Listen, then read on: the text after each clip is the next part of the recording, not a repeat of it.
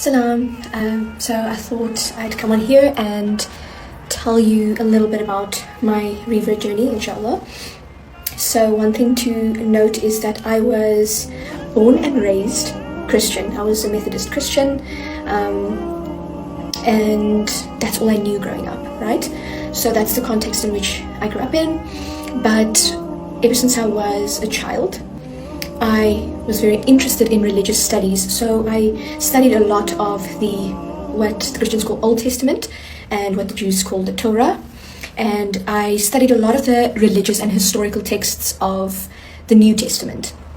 So I knew the origin stories, I knew the background behind how the gospel started and the disciples and all of that. I knew it all. But I think by nature, I'm a very curious person. So what happened was, in 2023, I think as you grow older, you're faced with existential questions. One of which was, why are certain things not answered in the religion that I follow? So I ended up doing a lot of research. For instance, Jesus, his mother Mary. There's nothing in the Bible truly about her and about her life, or recollections of Jesus' childhood, or anything that she might have written, and I always wondered why that was the case. So I did a lot of research, and I started asking myself, why is the majority of the New Testament written by someone who never met Jesus? Paul. He started the early Christian church. And I just also want to put a disclaimer here. It's not my job to change people's minds about their religion. That's not what I'm doing. And I think a lot of the horrible comments and horrible treatment that I got was from Christians saying, oh, I'm going to go to hell. That is your opinion. I never asked anyone to change their faith. I'm telling people why I changed mine and why it made sense for me. So just put in a clarification there. Anyway, I started doing research, and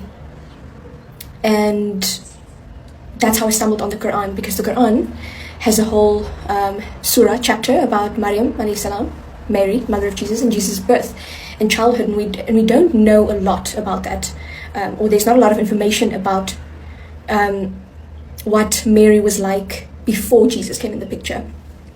And it took me about 2 surahs reading the Quran for me to realize, oh wow, this is the word of God. And again, take into account, I've read the Torah, the entire Torah. I've read the New Testament. I know it like the back of my hand. I grew up with it, grew up in church, did all the research, have all of the knowledge, read the texts. So when I read the Quran, I was astonished. I've never read anything like that.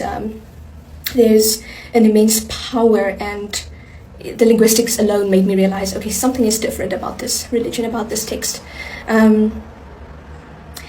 And I did all of this in secret. I didn't tell my friends, I didn't tell my family, because it felt like I was betraying my faith. I was betraying Christianity, and I felt so ashamed. But the more I read about Islam, the more debates I watched, debates of well-renowned priests versus Islamic scholars, and there's certain things that they couldn't answer. And what was always important to me was I need to not have blind faith. I need to know why I believe what I believe, because I don't think we can truly worship God if we don't understand our own beliefs. So I did research, and the truth was coming to me more and more that this is what I need to, this is the faith I need to follow. And I started taking a look at my life, and that's another backstory. I had a very difficult first part of my life, and a lot of the things that happened, a lot of people that left my life, a lot of tragedies that happened suddenly made sense when I looked at it from the Islamic, the Muslim perspective. But I was still in denial, and I said to myself, this can't be. I'm Christian, and I can't betray my faith. I put it to bed for months. And then this is where the spiritual element of my conversion comes, where I stopped doing research on Islam, and I put it to bed. And I actually started becoming part of a different church, and I was going out and meeting people, other Christian sisters and brothers. And I didn't think about Islam again. And then for a week, all of a sudden, late last year, it was before a surgery that I had to go through, before a big trial in my life, I started waking up at 3-4 a.m., which now that I'm Muslim, I'm realizing that was tahajjud time, and tahajjud is a prayer we make before the morning prayer. It's a prayer where you can ask for things, you can speak to Allah, you can speak to God. It's a very sacred time of the morning. I would wake up with chills all over my body, and I didn't understand why. And I was always very spiritually in tune with God. I always believed that God spoke to me in my dreams, which happened a lot during my childhood. So I said, this is it, God. Show me what you want to show me, because me waking up at 4 a.m. is terrible. So just tell me what you want to show me. And then the next evening, I dreamt of it. It looked like the end times. And in the dream, my father came to me, and he ran to me, and he held my mom's hand, and he held my hand in the dream, and he gave me a Quran, subhanAllah. He gave me a Quran, and he said to me, you need to believe in this. Believe in this book, you need to believe in it. And I woke up with chills all over my body, and I was like, what just happened? Never seen Jesus, Isa alayhi salam, in a dream. I've never seen the Bible in a dream.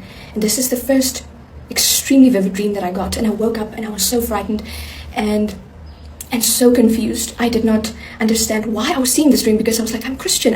Why am I getting this dream? And I put it to bed, but I couldn't shake it. I couldn't shake the feeling of the dream. And then the night after, I dreamt I was in hijab. And I woke up, and I was like, what is this about? And I prayed, and I said, God, if this is what you want for me, make it easy for me. Because I'm scared. I don't know what to do. I don't have Muslim family. I'm going to get judged. They're going to be angry at me. I'm probably going to lose some friends. And I was right. But that's a video for another time. And Allah answered my du'as, my prayers. And I think 3 weeks after praying that, I met a wonderful Muslim revert TikToker, Jess, who she arranged this beautiful Shahada for me, a testimony of faith. And I took my Shahada after doing research for almost 2 years. And I remember being at the mosque, and I cried so much, and there were over 100 women that came and watched me take my Shahada, my declaration of faith, and they hugged me and they prayed for me. And just Allah made the journey so easy for me to become a revert. Not to say there weren't any difficulties or trials, it was very difficult after, but there was no doubt left in my mind that was Allah, that was God, that opened up the door. And the moment I made that prayer, that dua, and I said, Allah, make it easy for me if this is what you want for me, and everything fell into place within a few weeks. And the woman who didn't know me from a bar of soap is now one of my closest friends, subhanAllah. If you want a bit more depth to my story, or about my history, or about my entire story, you can comment and let me know. But that's my story in a nutshell.